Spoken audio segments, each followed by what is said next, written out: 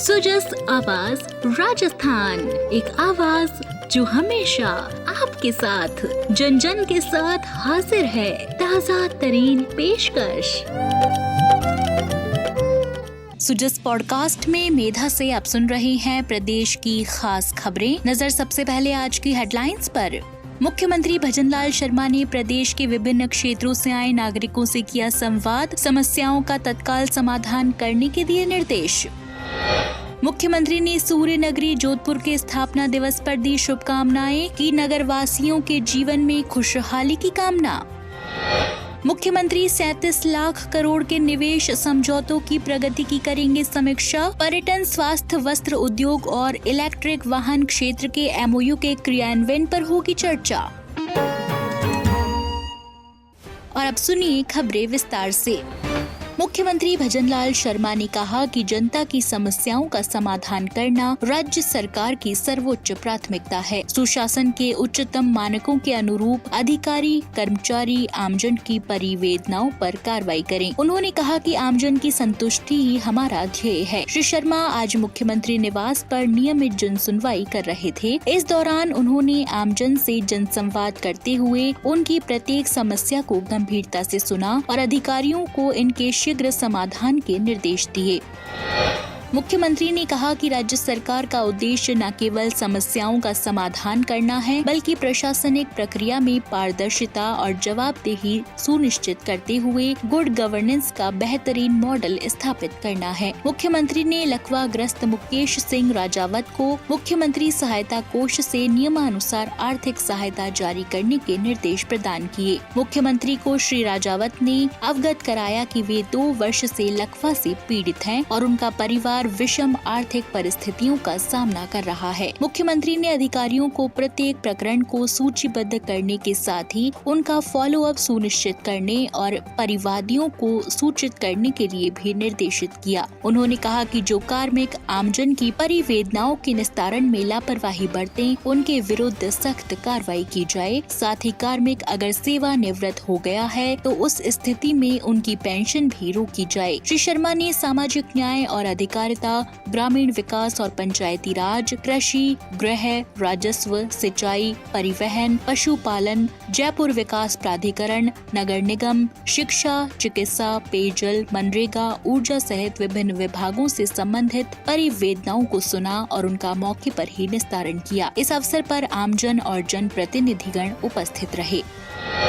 मुख्यमंत्री भजनलाल शर्मा ने social media पर हर्ष जताते हुए संदेश में लिखा, शौर्य से परिपूर्ण इतिहास, विरासत की अमर गाथाओं और गौरवशाली परंपराओं से सुशोभित सूर्य नगरी जोधपुर के स्थापना दिवस पर आप सभी को हार्दिक शुभकामनाएं। उन्होंने कहा कि प्रभु के असीम आशीर्वाद से ये ऐतिहासिक नगर अपने गौरवशाली अतीत की विरासत संजोते हुए निरंतर प्रगति के नए अध्याय रचता रहे। साथ ही यहाँ के समस्त नागरिकों का जीवन सुख, समृद्धि और वैभव से परिपूर्ण हो, मेरी यही प्रार्थना है।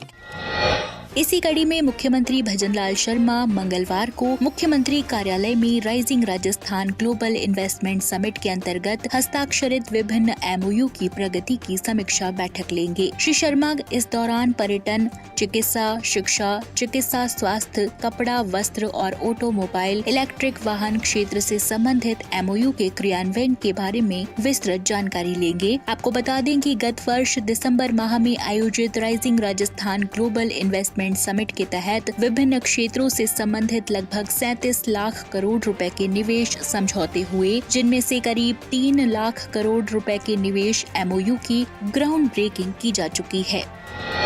उप मुख्यमंत्री और अजमेर प्रभारी मंत्री दिया कुमारी ने रविवार को अजमेर में बजट घोषणाओं और फ्लैगशिप योजनाओं की समीक्षा बैठक ली। केंद्रीय कृषि मंत्री भागीरथ चौधरी, विधायक अनीता भदेल और वीरेंद्र सिंह कानावत ने क्षेत्र की आवश्यकताओं से अवगत कराया। जिला कलेक्टर लोक बंधु और पुलिस अधीक्षक वंदिता राणा ने विभिन्न बिंदुओं में हुई प्रगति की जानकारी दी। उप मुख्यमंत्री दिया कुमारी ने कहा कि राजस्थान और केंद्र सरकार आमजन के जीवन स्तर को ऊपर उठाने के लिए काम कर रही है। विभिन्न योजनाओं के कार्यों की गति बढ़ाएं, आमजन से जुड़े प्रकरणों में संवेदनशीलता से काम करना चाहिए। पानी, बिजली और स्वास्थ्य जैसी मूलभूत आवश्यकताएं प्रत्येक नागरिक को उपलब्ध होना आवश्यक है। विभिन्न माध्यमों से प्राप्त परिवेदनाओं का निस्तारण प्राथमिकता से किया जाना चाहिए। स्थानीय जनप्रतिनिधियों के साथ समन्वय स्थापित कर काम करें। उन्होंने कहा कि सरकार द्वारा पुष्कर तीर्थ क्षेत्र के विकास के लिए बजट घोषणा की गई है। इस घोषणा की क्रियान्विति के लिए लगातार मॉनिटरिंग करें। मंदिर और सरोवर के आसपास कार्य करवाने पर फोकस रहना चाहिए। इस दौरान इस बात का विशेष ख्याल रखा जाए कि तीर्थ क्षेत्र का मूल स्वरूप बरकरार रहे। तीर्थ स्थल के पौराणिक महत्व और भव्यता के अनुरूप ही कार्य करें। इसमें पुराने फोटो और चित्रों का भी सहयोग लिया जाए। पुष्कर सरोवर में गंदा पानी जाने से रोकने के लिए प्रत्येक स्तर से प्रयास करें। पुष्कर सरोवर की फीडर्स का कार्य भी शीघ्रता से कराएं। उन्होंने कहा कि सरकार द्वारा बजट घोषणाओं में सेक्टर रोड का प्रावधान किया गया था। इसके लिए आवश्यक निविदा 2 सप्ताह में जारी करने का लक्ष्य रखकर काम करें। कन्वेंशन हॉल के लिए भी भूमि का चिन्हीकरण कर 1 सप्ताह में करवाएं। वहीं चयनित भूमि अधिकतम उपयोगिता के मापदंड पर खरी उतरनी चाहिए। ये कार्य अजमेर विकास प्राधिकरण द्वारा किया जाएगा। अजमेर के विभिन्न जल स्रोतों के जीर्णोद्धार का काम निर्धारित दिशा निर्देशों के अनुसार ही करने के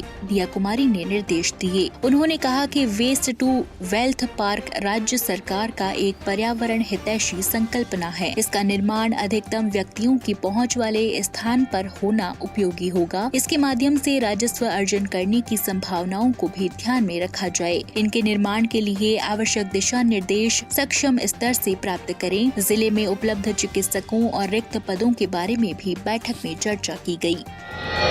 वहीं मातृ दिवस के अवसर पर उप मुख्यमंत्री दिया कुमारी ने अजमेर के रूपनगढ़ के कोटड़ी गांव पहुंचकर 85 वर्षीय सुवा दाई मां को सम्मानित किया। सुवा दाई मां ने पिछले 6 दशकों में 2800 से अधिक बच्चों का सुरक्षित प्रसव करवाकर निस्वार्थ सेवा और मातृत्व की अद्भुत मिसाल कायम की। सुवा दाई मां ने मात्र 24 वर्ष की उम्र में इस सेवा का आरंभ किया था। उस वक्त गाँव में बिजली, चिकित्सा सुविधा और साफ सफाई का घोर अभाव था। उन्होंने अपना पहला प्रसव मीरा देवी का कराया था। वे वर्तमान में 61 वर्ष की हैं। दाई मां वर्तमान में भी कोटड़ी, जाखोलाई, भैरवई और करडाला गांवों की महिलाओं के प्रसव में सहायता देने के साथ ही गर्भावस्था, पोषण, स्वास्थ्य और प्रसव के बाद की देखभाल से जुड़ी सहायता देती हैं।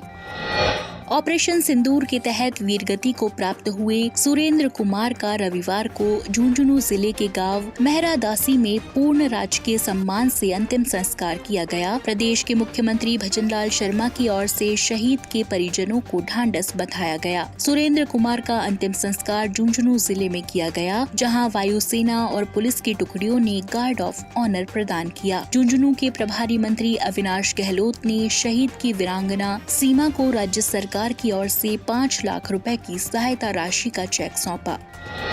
राज्यपाल हरिभाऊ किशनराव बागड़े ने आज फागी में आयोजित मीणा समाज सामूहिक विवाह समारोह में सम्मिलित होकर नव विवाहित जोड़ों को आशीर्वाद दिया। उन्होंने नव विवाहित जोड़ों का आह्वान भी किया कि वे समाज में शिक्षा के अधिक से अधिक प्रसार और कुरीतियों के निवारण के संवाहक बने। समारोह में उप मुख्यमंत्री डॉक्टर प्रेमचंद पैरवा भी उपस्थित रहे। श्री बागड़े ने विवाह को पवित्र बंधन बताते हुए कहा कि सामूहिक विवाह स्वस्थ सामाजिक परंपरा है। उन्होंने कहा कि सामूहिक विवाह भारतीय संस्कृति और सामाजिक मूल्यों का अनुपम उदाहरण है। विवाह 2 लोगों को शारीरिक, मानसिक और भावनात्मक रूप से एक साथ बांधता है। उन्होंने कहा कि समाज में समानता, एकता और सहयोग की भावना को बल देने वाले सामूहिक विवाह दहेज प्रथा, फिजूल खर्ची और सामाजिक असमानता जैसी कुरीतियों को दूर करने में महत्वपूर्ण भूमिका निभाने वाले हैं।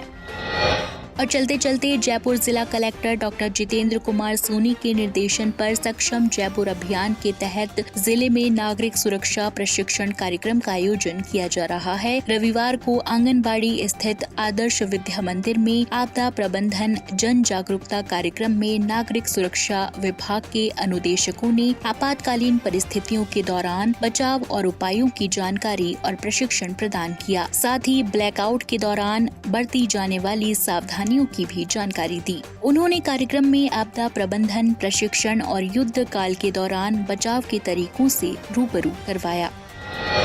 तो आज के सुजस पॉडकास्ट में इतना ही। मेधा को दीजिए इजाजत। कल फिर होगी आपसे मुलाकात। तब तक के लिए नमस्कार।